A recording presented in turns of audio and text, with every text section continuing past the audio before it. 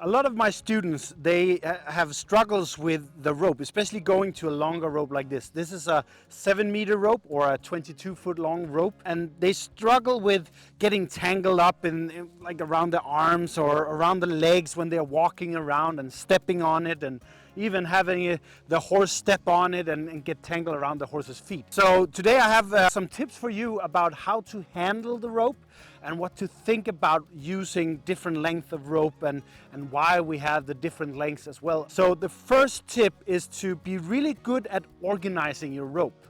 So when we are actively playing, we want the rope to be on the ground like this, only have one piece in our hand and let that piece of rope being able to slide. So especially if we have a stick like this, then I can pull the rope and I can also give it out like this to give the horse more rope.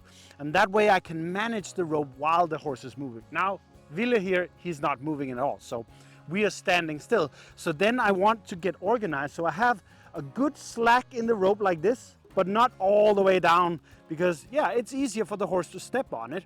And there's no reason for us to have it all the way down. So we just have a good slack in the rope. And then I want to be really good at coiling the rope up like this in nice even coils like this to have them in my hand. So if I'm having them here and I'm asking the horse, for instance, to move away a little bit and he has to go away from me like this, I can just let the rope go out and away from my hand like this, and it's nice and kind of stretched out, or at least not tangling up, and I still have it here. And if he was going further away, I still have a little bit left. And then if I'm going to do something actively with the horse, I'll just get rid of this, have it away from me, and ask the horse to move out there, for instance, and then do this. And if, for instance, he is stopping or coming towards me, I'll just pick it up and do this. So I have this so he doesn't get tangled and I have it in front of me. And the second tip is actually standing more still while the horse is more active. Because the more I move, the easier it is for me to get tangled up, as you see, just by moving around.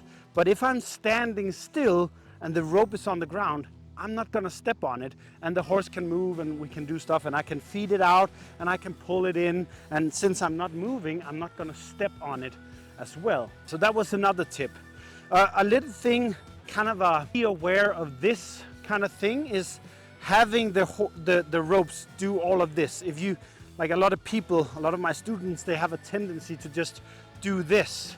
And then maybe they have a finger through there and another finger through there, just because we don't want it to be on the ground getting wet, dirty or whatever, or having the horse step on it or us stepping on it. And then if I have it like this, like with my fingers tangled up in here, and he suddenly gets scared or spooked from something, he will pull, and you can see here, just by pulling, I can actually lose my fingers.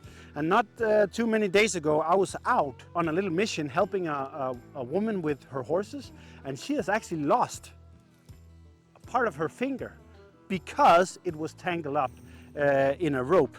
So be sure to really organize it, like nice good coils, and see, even challenge yourself. Can you do it evenly without looking at it, so that they are nice looking and they are in your hand? Because like this, it's very difficult for your fingers to be pulled off or get tangled when you have it like this, because it will just pull out if the horse goes away. So that was a little, be aware of doing that. I want to talk about the different lengths, because I use different lengths of rope for different things with my horse, and also in teaching. So the different lengths is based on a natural concept to horses, based on them being a prey animal and a flight-based prey animal. So the different distances is different comfort levels with horses versus predator. The horses feels mostly safe if the predator is around 15 meters or 45 feet and beyond. If the predator is at that distance, the horse is quite confident and can relax because he knows he can escape quite easily there. But then when it gets from 15 meters or 45 feet into this rope, 7 meters or 22 feet, within that distance, the horses starts to become aware. And when they reach the 7-meter rope here, or the 7-meter distance, the horses can become a little bit more worried, because now they actually have to do a little bit of effort in order to get away from the potential predator if the predator is dangerous to the horse. And then from 7 and into the shorter rope I have, which is 3.5-ish meters, with like a 12-foot rope, that distance the worry increases. So when they get to 3.5 meters or 12 feet, the horses really start to pay a lot of attention and start to kind of worry about what's going on with this predator if it's in there. And then when it gets below 3.5 meters into like 1.5 meter or 6 foot, like half the distance, then they really start to worry, because now they know that they are having a difficult chance or difficult time of actually escaping if the predator wants to attack. So those are the psychological kinds of distances we use. So if you have a scared horse, for instance, he's not scared, but if you have a scared horse, I would definitely aim to interact, train, play with the horse at a longer distance to get the horse more space, more distance, and therefore more freedom and more safety. And if you have a very safe horse like this, we can go in very close and do a lot of things, and he will still be comfortable, he will still be confident as well, because he doesn't feel worried about the distance. But I also understand that for us people, as we just talked about, it can be a lot of rope. This is not a light rope, it's kind of heavy, and it can be a lot, and especially if it gets wet, it's even more heavy.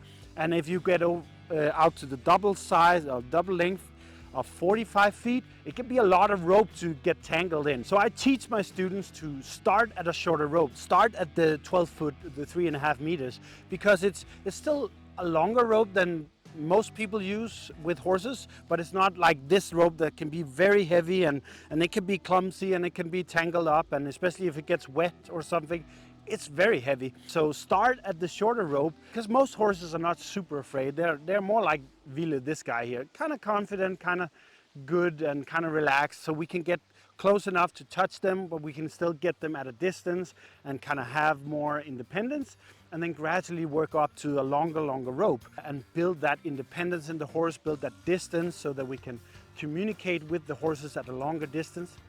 But also, if you have like a scared or more nervous or tense horse, don't be afraid to go out on longer length and give the horse more distance and more room, so that he really can feel safe and feel free and relaxed. And I've shown you, like, handle it. So make sure you have one piece in the hand, so you can pull it in if you need it, and you can feed it out if you need it, depending on what the horse is doing. And then you just manage it, and then stand more still. And of course, if you move, see if you can move away from the rope that's on the ground, if you need to move, because then you don't get tangled too much. But then kind of get a unconscious awareness of the ground, so that, okay, I know I can step over it and have it like this, and I can actually do this without looking, because I kind of know where the rope is now. So I'll just do these kind of things without looking, and see if I can just have it in. I can pull it in, I can take it out without looking. Just get really good at handling the rope.